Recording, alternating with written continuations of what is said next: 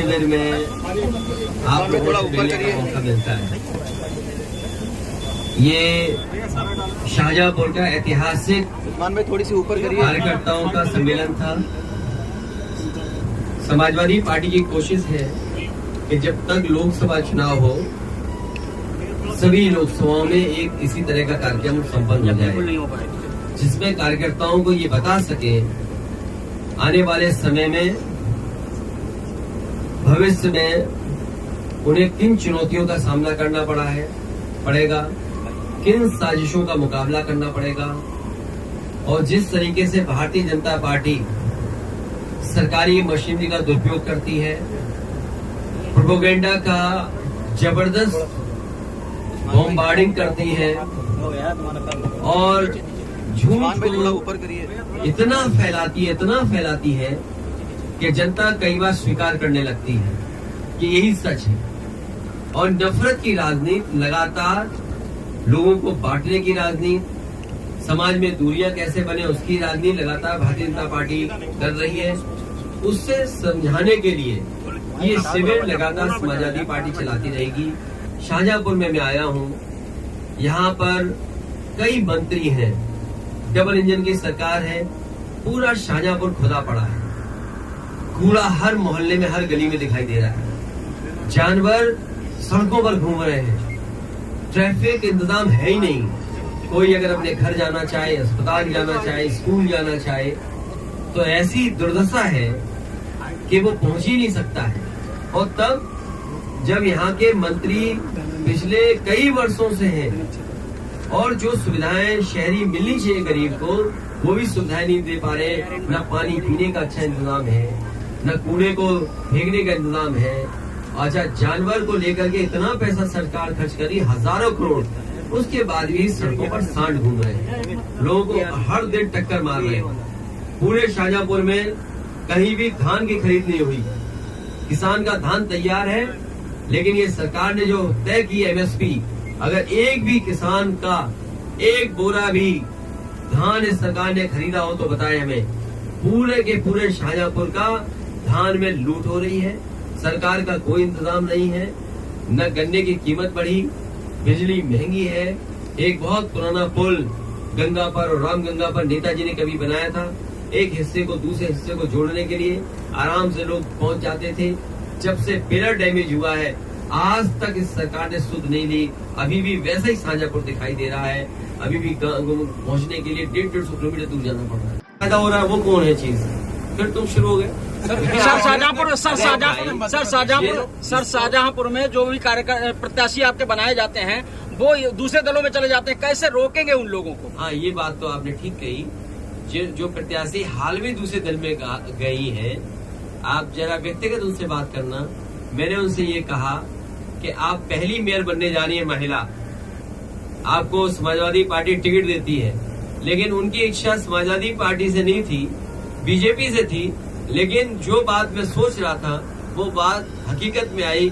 पहली महिला जो मेयर बनी है शाहजहांपुर की, वो वही है जो कभी समाजवादी पार्टी को छोड़ के गई थी। और अगर आप व्यक्तिगत रूप से उनसे पूछेंगी तो मैंने उनसे ये कहा था कि आप पहली मेयर बनने जा रही हैं। कम से कम एक बात सही रही कि हमने उन्हें मेयर बना दिया, हम नहीं बना पाए लेकिन बीजेपी ने बना दिया।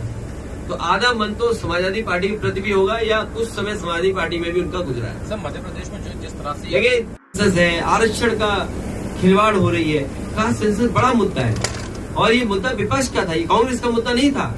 मुझे याद है वो दिन जब नेताजी शरद यादव जी, आदरणीय लालू प्रसाद यादव जी खड़े हो गए थे लोकसभा में और दक्षिण भारत के सभी नेता खड़े हो गए थे उनके साथ। उस समय कांग्रेस ने आश्वासन दिया था कि कास्ट सेंसस करेंगे, लेकिन क्या कास्ट सेंसस हुआ?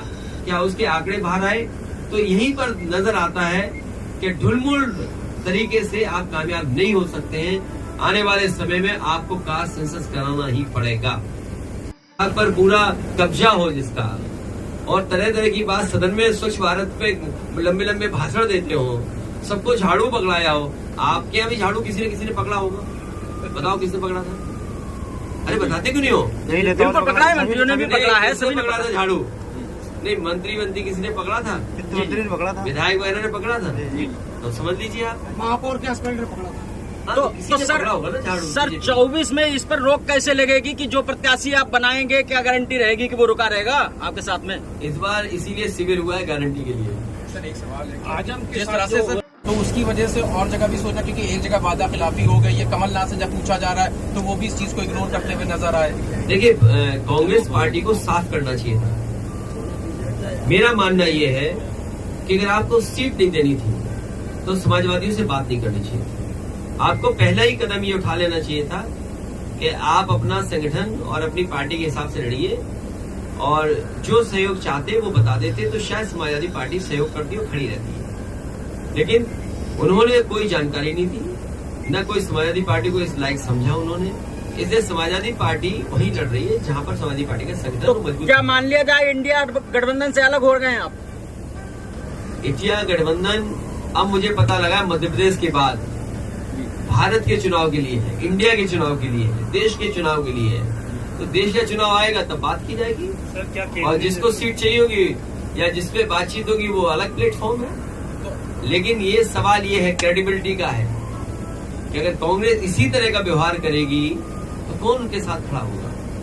इसलिए मैं कोई राय सुझाव नहीं दे रहा हूँ कांग्रेस पार्टी, लेकिन देश के सामने बड़ी चुनौती है। बीजेपी बड़ी पार्टी है, बीजेपी बहुत ऑर्गेनाइज्ड दल है, इसलिए उसके मुकाबले के लिए कोई भी कंफ्यूजन किसी दल के अंदर नहीं होना चाहिए। अगर कंफ्यूजन के साथ आप चुनाव लड़ोगे बीजेपी से तो आप कामयाब नहीं होगे। इंडिया गठबंधन से क्या दूरी बना ली है जो पीडीए की जरूरत पड़ गई सर? मेरे साथी पीडीए पहले बना, इंडिया बाद में बना, और उसके बाद मैंने कई मौकों पर कहा कि इंडिया गठबंधन जरूर है लेकिन हमारी स्ट्रेटेजी पीडीए है और पीडीए ही एनडीए को हराएगा। जहां तक सवाल प्रदेश में जहां चुनाव हो रहे हैं, ये बात इंडिया गठबंधन को साफ कर देनी चाहिए थी कि प्रदेश स्तर पर कोई समझौता नहीं होगा। मुझे लगा जब मध्य प्रदेश के नेता ने और उनके जो पूर्व मुख्यमंत्री रहे, उन्होंने हमसे जब बात की और कहा कि आप किन सीटों को चाहते, तो मैंने उत्तर प्रदेश में या मध्य प्रदेश में जो समाजवादी पार्टी की परफॉर्मेंस थी समय समय के चुनाव में, वो पूरी परफॉर्म भेज दी।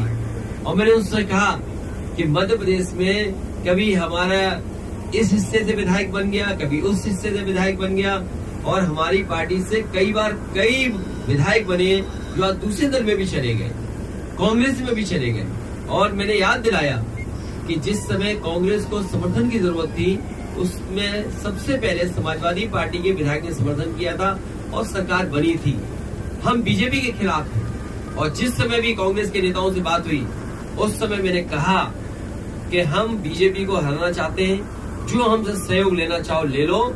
और उस समय उन्होंने बैठक करके रात में 1 बजे बैठ करके, जिसमें हमारी पार्टी के एमएलसी रहे श्याम सुंदर जी, विधायक रहे दीपक, हमारे प्रदेश के अध्यक्ष, पार्टी के संगठन के डॉक्टर मनोज, इन लोगों ने बैठ करके कांग्रेस के वरिष्ठ नेता दोनों पूर्व मुख्यमंत्रियों से बात की। उन्होंने रात के 1 बजे जब मीटिंग खत्म हुई, उन्होंने आश्वासन दिया कि 6 सीटें लगभग आपको दी जा सकती हैं, और वो खबर अखबार में भी छपी। मुझे भरोसा हो गया कि 6 नहीं कम से कम 4 दे देंगे। लेकिन जब सूची आई कांग्रेस की तो जो हमारा सिटिंग एमएलए है उस पे भी उन्होंने प्रत्याशी घोषित कर दिया। इसलिए मजबूरी में समाजवादियों को अपने जहां मजबूत क्षेत्र है वहां पर कार्यकर्ताओं की भावना को समझते हुए हमें लड़ाना पड़ रहा है। मैं ये भरोसा दिलाता हूं कि समाजवादी पार्टी उन्हीं सीटों पे लड़ेगी जहां पार्टी का संगठन है या संगठन उनको कहेगा हम बीजेपी को हराना चाहते हैं, उस लक्ष्य में हम लोग आगे बढ़ेंगे। आजमगढ़ का रिश्ता समाजवादियों से बहुत गहरा है। अगर कोई आजमगढ़ पर टिप्पणी करेगा तो वो लोग भी सुनने के लिए तैयार रहे, या फिर सोच समझ करके बोले। अगर अपने बड़े नेताओं से पूछ करके बोल रहे हैं आप तो बात अलग है, लेकिन अगर आप आजमगढ़ पर कुछ बोलेंगे जो इमोशन आजमगढ़ से समाजवादियों का है, हो सकता है कांग्रेस का इमोशन रायबरेली और अमेठी में भी वही हो।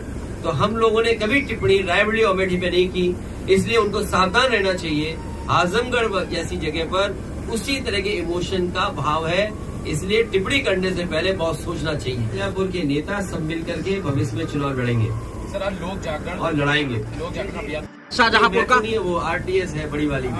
सर शाहजहांपुर का 2 दिवसीय दौरा आपका रहा है। किया, ये बड़ी पुरानी योजना है।